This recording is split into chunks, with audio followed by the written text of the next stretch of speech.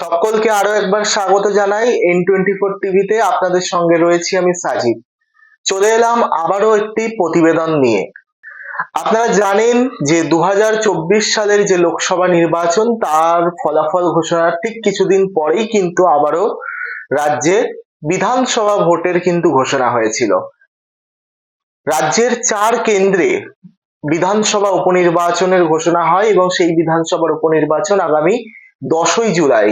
বুঝতেই পারছেন আর মাত্র 6 থেকে 7টি দিন, তারপরেই কিন্তু বিধানসভার উপনির্বাচন রয়েছে 4 কেন্দ্রে। কোন কোন কেন্দ্রে রয়েছে ভোট গ্রহণ?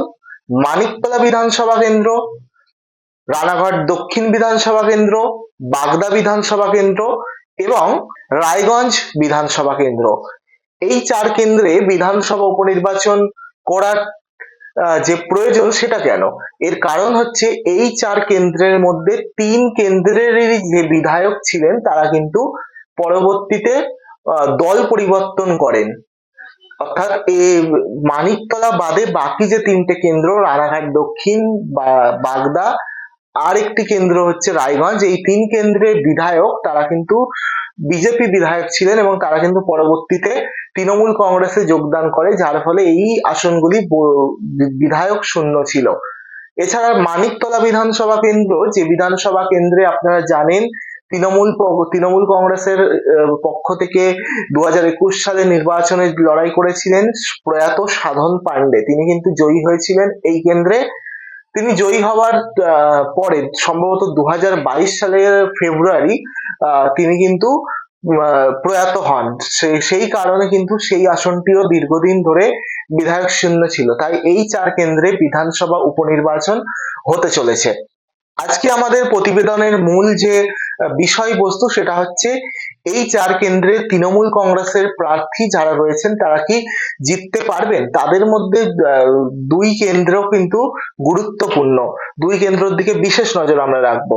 প্রথমেই আসি তৃণমূল কংগ্রেস কোন কোন এই 4 কেন্দ্রে কোন কোন প্রার্থী করেছে। তৃণমূল কংগ্রেস মানিকতলায় প্রার্থী করেছেন প্রয়াত সাধন পান্ডে অর্থাৎ প্রয়াত বিধায়ক তার স্ত্রী শক্তি পান্ডেকে।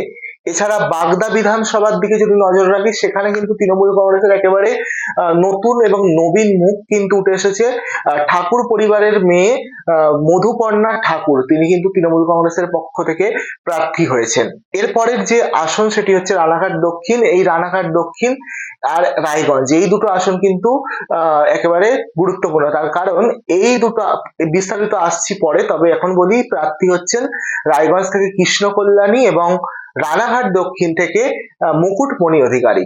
এইবারে আমরা যদি লোকসভা নির্বাচন যে 2024 এই লোকসভা নির্বাচনের নিরিখে একটা হিসাব দেখি, রেজাল্ট দেখি, এই বিধানসভায় কে কত লিড পেয়েছে বা কোন দল এগিয়ে আছে এই 4 বিধানসভায়, তাহলে সেই হিসাবে দেখতে গেলে প্রথমেই আমরা মানিকতলা বিধানসভা কেন্দ্রের কথা বলি। মানিকতলা বিধানসভা কেন্দ্রে কিন্তু তৃণমূল কংগ্রেস কিছুটা হলেও বিধানসভা নির্বাচন এই লোকসভা নির্বাচনের নিরিখে এই মানিকতলা বিধানসভায় এগিয়ে ছিল।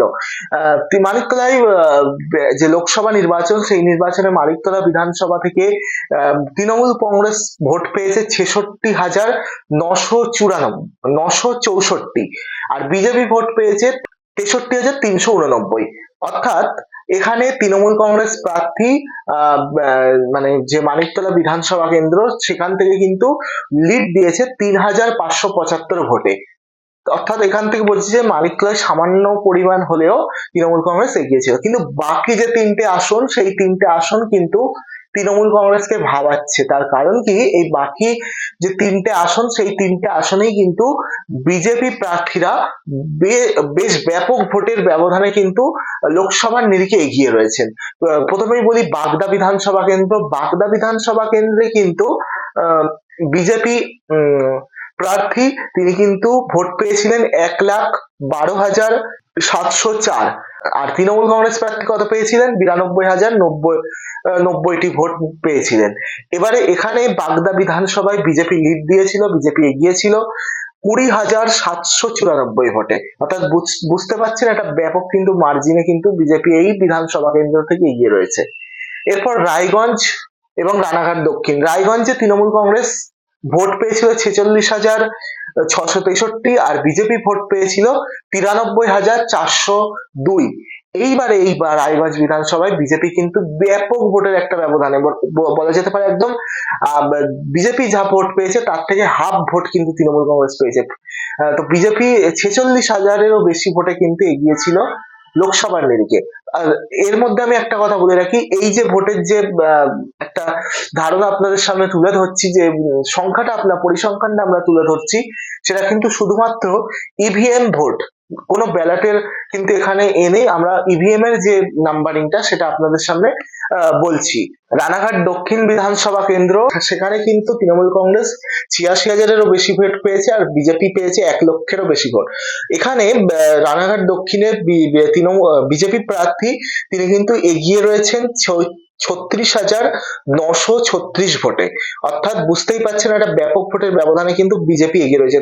তো এই মানিকতলা বাদে বাকি 3 কেন্দ্র কিন্তু একটা বিজেপির শক্ত ঘাঁটি বলাই চলে। তো এবারের যে বিধানসভা নির্বাচন, সেই নির্বাচনেও কিন্তু একটা বিজেপি আশানুরূপ ফল হয়তো করতে পারে, তবে এই মুহূর্তে আমাদের পক্ষে বা কারোর পক্ষেই বলা সম্ভব নয় যে রেজাল্ট কি হতে পারে। তবে যা ট্রেন্ড বা যা এই যে ফলাফলের ভিত্তিতে যদি বলি, তাহলে অবশ্যই একটা বিজেপি ভালো ফলের দিকে এই 3 আসনে রয়েছে মানিকতলা বাদে।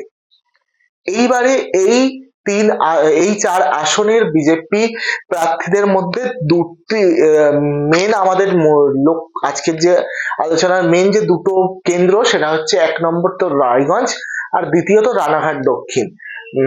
রায়গঞ্জে প্রার্থী করেছে তৃণমূল কংগ্রেস কাকে? উপনির্বাচনে প্রার্থী করেছে হচ্ছে কৃষ্ণ কল্যাণীকে। এই কৃষ্ণ কল্যাণীর পরিচয় কি? কৃষ্ণ কল্যাণী 2021 সালে কিন্তু বিজেপির পক্ষ থেকে এই কেন্দ্রে প্রতিদ্বন্দ্বিতা করেছিলেন এবং বিজেপির পক্ষ থেকে তিনি কিন্তু নির্বাচিত হয়েছিলেন এবং তিনি বিধায়ক হিসাবে এই কেন্দ্রে ছিলেন। কিছু পরবর্তীতে দেখা যায় যে তিনি এই বিধায়ক থাকাকালীন তিনি কিন্তু বিজেপি ছাড়েন এবং তিনি তৃণমূল কংগ্রেসে যোগদান করেন। এর পরবর্তীতে তিনি 2024 সালে যে নির্বাচন গেল, লোকসভা নির্বাচন, সেই নির্বাচনেও কিন্তু তিনি প্রার্থী হিসাবে তৃণমূল কংগ্রেসের প্রার্থী হিসাবে প্রতিদ্বন্দ্বিতা করেন। তবে দুর্ভাগ্যবশত রায়গঞ্জ লোকসভা কেন্দ্রে তিনি বিজেপি প্রার্থীর কাছে পরাজিত হন। সেই পরাজিত প্রার্থীর এবং প্রাক্তন বিজেপি বিধায়কের ওপরে কিন্তু তৃণমূল কংগ্রেস আবারও ভরসা করলো এবং ভরসা করে এই রায়গঞ্জ বিধানসভায় তাকে প্রার্থী করলো। এই আসনটা কি হবে এই মুহূর্তে বলা যাচ্ছে না, তবে রেজাল্ট যে কোনো কিছু হতে পারে। তবে বিজেপির দিকে একটা ইঙ্গিত এখনো পর্যন্ত সেটা বোঝা যাচ্ছে। তবে রায়গঞ্জ তৃণমূল কংগ্রেস দখল করে নিতে পারে, এটাও মনে করা হচ্ছে। এরপরের যে আসনটি নিয়ে আমরা বললাম, সেটি হচ্ছে রানাঘাট দক্ষিণ। রানাঘাট দক্ষিণও কিন্তু একেবারে রায়গঞ্জের মতো একই রকম, কারণ রানাঘাট দক্ষিণে 2021 সালে বিজেপি প্রার্থী ছিলেন মুকুটমণি অধিকারী, তিনি জয়লাভ করেন, বিধায়ক হন এবং তারপরে 2024-এর লোকসভা নির্বাচনের আগে তিনি কিন্তু তৃণমূল কংগ্রেসে যোগ দেন এবং তারপরে তাকে একেবারে রানাঘাট লোকসভা কেন্দ্রে প্রার্থী করা হয় এবং তিনি সেখানে প্রতিদ্বন্দ্বিতা করেন, কিন্তু বিজেপি প্রার্থী জগন্নাথ সরকারের কাছে কিন্তু তিনি হেরে যান। আবারও তাকে কিন্তু এই পরাজিত প্রার্থীকেই তিনি তৃণমূল কংগ্রেস কিন্তু প্রার্থী করেছেন বিধানসভা উপনির্বাচনে। এই রানাঘাট বিধানসভা কেন্দ্রেও কিন্তু তৃণমূল কংগ্রেস একেবারে রায়গঞ্জের মতো পরাজিত প্রার্থী এবং প্রাক্তন বিধায়কের ওপরই ভরসা রেখেছেন। তবে লোকসভা নির্বাচনের যে ফলাফল, সেই হিসাবে দেখতে গেলে এই আসনগুলো কিন্তু একেবারে টাফ ফাইট হতে চলেছে, কারণ এখানে কিন্তু বিজেপি অনেকটাই ভোটের ব্যবধানে জিতে রয়েছেন। এবং এরপরে আরেকটি আসন নিয়ে বলতেই হয়, সেটা হচ্ছে বাগদা বিধানসভা কেন্দ্র। রায়গঞ্জ এবং রানাঘাটের মতোই এই বাগদাটাও হতে পারত, কিন্তু বাগদাতে কিন্তু সেই প্রাক্তন বিধায়ক বা পরাজিত প্রার্থীর ওপরে ভরসা রাখেনি তৃণমূল কংগ্রেস। তার কারণ বনগাঁই, আপনারা জানেন যে বাগদা বিধানসভার যে বিধায়ক তিনি হচ্ছেন বিশ্বজিৎ দাস, বিজেপির পক্ষ থেকে 2021-এ বিধায়ক হন। পরবর্তীতে তিনি তৃণমূল কংগ্রেসে যোগ দিলে তাকে 2024-এর লোকসভা নির্বাচনে প্রার্থী করা হয় এবং তিনি বিজেপি প্রার্থী শান্তনু ঠাকুরের কাছে পরাজিত হন একটা ব্যাপক ভোটের ব্যবধানে এবং তাকে পুনরায় কিন্তু আর প্রার্থী করা হয়নি বিধানসভা উপনির্বাচনে। আমরা যেমনটা রানাঘাট এবং রায়গঞ্জে দেখলাম, কিন্তু এই বনগাঁ বা এই বাগদার ক্ষেত্রে এমনটা কিন্তু হলো না, তাকে প্রার্থী করা হলো না। প্রার্থী করা হলো কাকে? একেবারে নতুন মুখ, তৃণমূল কংগ্রেসের পক্ষ থেকে নবীন একজন মুখ, ঠাকুর পরিবারের সদস্য, ঠাকুর পরিবারের কন্যা মধুপর্ণা ঠাকুর, তিনি কিন্তু প্রার্থী করা হয়েছে তাকে এই বাগদা বিধানসভায়।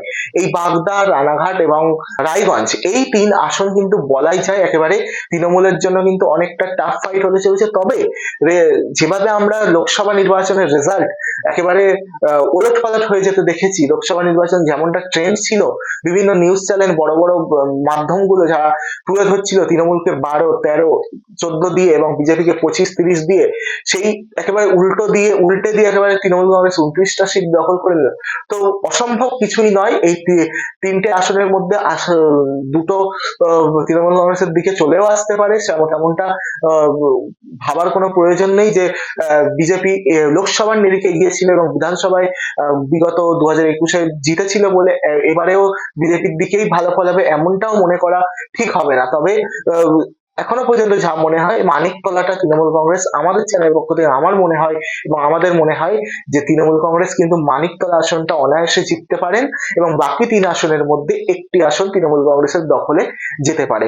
আপনাদের কি মনে হয় এই লোকসভা নির্বাচনের ফলাফল এবং বিধানসভার যে উপনির্বাচন, এই নিয়ে কে কোথায় জিততে পারে, কি হতে পারে 10ই জুলাইয়ের ভোটের রেজাল্ট যে 13ই জুলাই বেরোবে, সেই দিন কার মুখে হাসি ফুটতে পারে? আপনাদের যদি কিছু মনে থাকে, আপনাদের যদি কিছু জানা থাকে, তাহলে অবশ্যই কমেন্ট করবেন আমাদের কমেন্ট বক্সে এবং নজর রাখবেন আমাদের N24 টিভিতে।